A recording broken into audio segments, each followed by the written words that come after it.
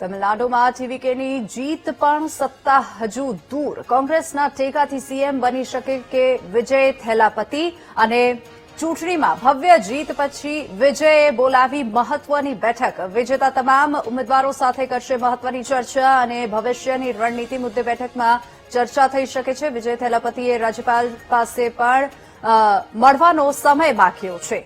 તો વિજેતા તમામ ઉમેદવારો સાથે મહત્વની બેઠક કરશે, ચર્ચા કરશે. વિજય થેલાપતિ રાજ્યપાલને પણ મળવાનો સમય માંગ્યો છે. ટીવીકેની ભવ્ય જીત પરંતુ સત્તા હજુ પણ દૂર છે અને કોંગ્રેસના ટેકાથી સીએમ બની શકે છે વિજય થેલાપતિ. ચૂંટણીમાં ભવ્ય જીત પછી વિજયે મહત્વની બેઠક બોલાવી છે. વિજેતા તમામ ઉમેદવારો સાથે કરશે મહત્વપૂર્ણ ચર્ચા.